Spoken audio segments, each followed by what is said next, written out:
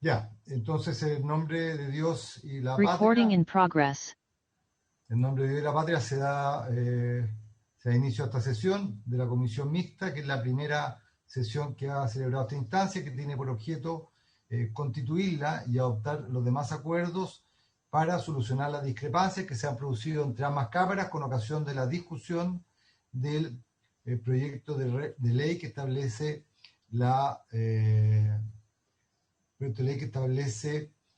que modifica la Ley General de Educación con el objeto de establecer la obligatoriedad del segundo nivel de transición de la educación parvularia. Como es habitual, corresponde elegir presidente. Si le parece a la comisión, se propondría al presidente de la Comisión de Educación del Senado. Muy de acuerdo. Si le parece a los integrantes de la comisión, queda elegido entonces el presidente de esta instancia, el senador Jaime Quintana. Presidente. Malo, pero está bien. Bueno, muchas gracias, queridos colegas. Primero, fijar el horario. Yo entiendo que hemos tenido otras mixtas en este mismo horario, media hora antes, media hora después, digamos. Hoy día nos costó un poquito constituirnos, pero no debiera ser en el futuro. Si les parece, mantener el mismo horario. Señor presidente, en nombre de los diputados de Educación de la Cámara, nosotros tenemos normalmente a esta hora de 12 a 14 sesiones ordinarias de educación. En consecuencia, solo sugerir, si es posible, hacerlo un poco más antes, 10:30 u 11, como ustedes tienen, para que no nos topemos, digo. ¿Qué dicen los colegas de Hacienda? ¿Podría ser?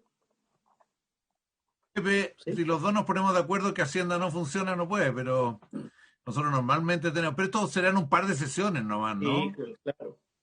Sí, la propuesta es bien acotada, sí. Bien, muchas gracias.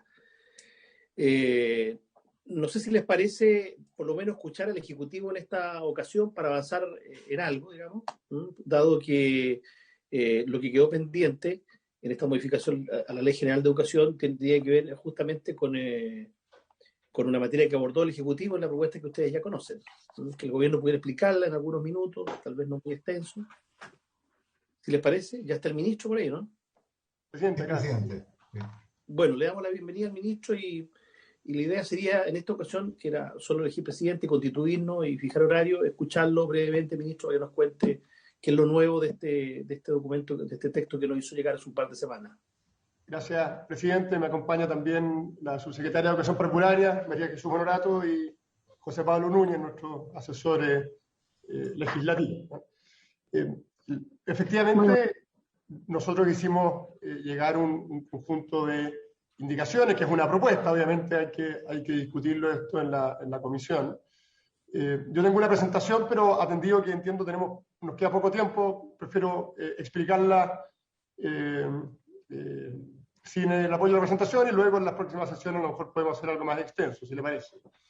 Lo central, presidente, como ustedes bien saben, es que este proyecto de ley es un proyecto en los hechos bastante simple, porque lo que viene a hacer es a darle una bajada práctica a una reforma que ya se llevó adelante en la Constitución, pero que la propia Constitución señala que se necesita una ley que permita implementarla. Como ustedes saben, esto se aprobó por unanimidad en la Cámara, luego en el Senado tuvo, si bien se aprobó casi por unanimidad en general, luego en la discusión en particular, se hicieron modificaciones que en la práctica lo que hacían era quitarle el carácter obligatorio a el kinder. Por tanto, desarmada por completo la propuesta. La Cámara de Diputados no estuvo de acuerdo con esa modificación y es por eso que estamos hoy día en la comisión mixta. Y en lo concreto, lo que hemos propuesto a través de las indicaciones que se han presentado son, primero, reponer, obviamente, el sentido de la obligatoriedad del kinder, porque esa es la idea central y matriz del proyecto. Y, en definitiva, es el corazón de la iniciativa. Ahora, para que esa obligatoriedad tenga mayor facilidad de implementación, porque entendemos que el debate en definitiva estuvo, o las diferencias que estuvieron en qué medida el hecho de implementarse la reforma constitucional podía ser más o menos beneficiosa para los niños. Nosotros obviamente consideramos que es beneficioso, Creemos que es clave apuntar a ampliar el índice de asistencia al kinder, que en términos generales es bajo. Un 66% de los niños en kinder tienen inasistencia crónica, lo que obviamente es algo que se busca remediar, entre otras cosas, a través de esta iniciativa. Y dar una señal muy clara como país de lo relevante que es este nivel. Los obstáculos que se hicieron ver durante la discusión tienen que ver fundamentalmente con si esta iniciativa constituye o no una barrera de acceso al sistema de educación formal. Nosotros habíamos abordado eso señalando que por la vía reglamentaria ya estaba resuelto, pero obviamente, atendido de que aquí hay que dar claridades que no dejen ninguna duda de cómo se implementa esto, lo que hemos planteado es establecer en la propia ley lo que por vía reglamentaria ya estaba avanzándose. Y es algo bastante simple. Es garantizar el acceso al sistema educativo, incluso obviamente para aquellos niños que por cualquier razón no hayan asistido al kinder. ¿Qué significa esto? El kinder sigue siendo obligatorio. Y por tanto es importante mantener esa línea, pero si por cualquier razón un niño no va a kinder, lo que establece o lo que se propone es que se incorpore en el año que corresponde en primero básico, y el diagnóstico que se haga para ese niño tenga como única y exclusiva finalidad tomar las medidas que le permitan, si es necesario, nivelarlo y reforzarlo en relación al resto de sus compañeros.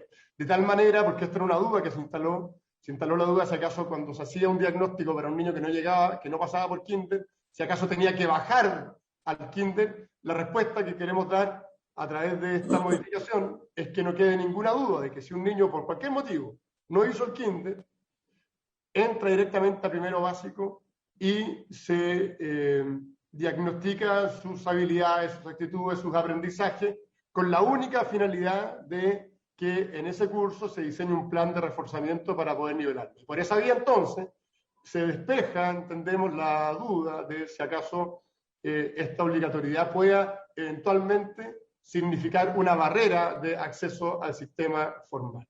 Lo segundo que se propone, y haciéndonos cargo de una inquietud que surgió en la discusión parlamentaria, respecto de la infraestructura adecuada para poder cumplir con la presencia, digamos, del sistema educativo para el kinder, es entregar a través de una indicación recursos que en la indicación se habla de 2.000 millones de pesos para infraestructura destinada exclusivamente al segundo nivel de transición en la educación pública. Es decir, que por esta vía se entreguen recursos directos para hacernos cargo de eventuales carencias de infraestructura en el nivel de kinder en la educación pública, y en la misma indicación se señala que en los años posteriores, a través de la ley de presupuestos, se irán asignando los recursos que eventualmente sean necesarios. Por lo tanto, a la segunda duda que surge en el debate, y es si acaso hay recursos destinados para hacerse cargo de las eventuales carencias de infraestructura, acá hay una respuesta concreta con recursos para inmediatos, una vez que se apruebe el proyecto, y luego que se van reponiendo a medida de las necesidades en las respectivas leyes de presupuesto. Y también hemos planteado una obligación de informar sobre la matrícula y la cobertura en relación a la edad que corresponda a este nivel, en orden a ir haciendo los ajustes que eventualmente se necesiten una vez que esta obligatoriedad se vaya implementando. Creemos, presidente, con esto termino, porque entiendo que había poco tiempo, que con estas indicaciones nos hacemos cargo de las inquietudes que surgieron respecto de los efectos de implementar esta política. Quiero recordar, y bien importante, y lo podemos tratar con mayor fuerza en la próxima sesión, sería interesante también a lo mejor escuchar a los encargados de UNESCO, existe un compromiso a nivel internacional de avanzar dentro de la Agenda 2030 para el Desarrollo Sostenible de Naciones Unidas, de avanzar en incorporar un nivel de educación parvularia como obligatoria en los países que están avanzando en esta Agenda 2030 de educación sostenible que ha promovido Naciones Unidas. Creo que sería interesante a lo mejor escuchar al representante de UNESCO sobre esta materia para ver cuál es el alcance y la necesidad de esa agenda en este ámbito. Y por la vía de las indicaciones que hemos presentado, queremos evidentemente abrir una discusión respecto de cómo por esa vía darle salida a un proyecto de ley que creemos que es bien relevante, porque la verdad es que nos parece fundamental dar una señal clara de que en un debate que es importante, pero que debiese ser relativamente simple, estamos en condiciones de poder avanzar. Eso, presidente, en términos generales. Muchas gracias, señor ministro. Usted dijo 65%, ¿no es cierto?, de inasistencia crónica al kinder obligatorio, 65%. Ese dato es bien relevante para la decisión que en algún momento habrá que tomar. 66%. 66%, claro, y imposible no conectarlo con lo que dice la UNESCO. Inmediatamente doy la palabra. Un comentario muy, muy breve, porque si la UNESCO está hablando de avanzar, si el punto es que nosotros nos amarramos con un verbo más estricto, obligar, y yo siento que eso es lo que nos tiene de alguna manera enredados. Creo que bienvenidos los recursos que usted señala, incluso el tema del diagnóstico es algo que se puede dar, claro, efectivamente, pero vamos a tener muchos casos de ese 66% de padres, madres que no, por distintas razones culturales, sociales, económicas, distancias geográficas, físicas, no están enviando a los niños, que no va a tener incentivos tampoco para hacerlo. Entonces yo creo que puede que nada cambie finalmente acá. Esa es mi mirada muy breve. Respecto de invitar a UNESCO, tal vez podríamos, no es usual en las mixtas, pero podríamos invitar a dos especialistas, UNESCO y alguien más, digamos, nos ponemos de acuerdo, y tomar la decisión que corresponda. Esto no es muy extenso lo que está planteado, usted mismo lo ha señalado bien, básicamente lo que estaba en el reglamento o que ustedes estaban esbozando en el reglamento, ponerlo en la ley. Se ofrece la palabra, senador Monte.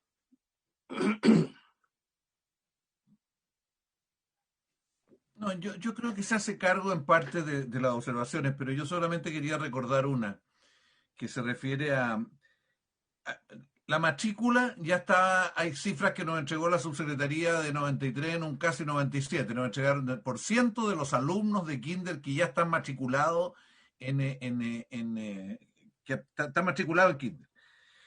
Ahora salió el argumento de la asistencia, efectivamente, y eso había que verlo en el resto del sistema también, no solo en esto. Pero, ¿sabes lo que a mí me preocupa más? Es que lo que uno ha recogido y lo que he leído, que la integración, o sea, el kinder obligatorio, cuando es incorporado en los colegios, se han generado problemas.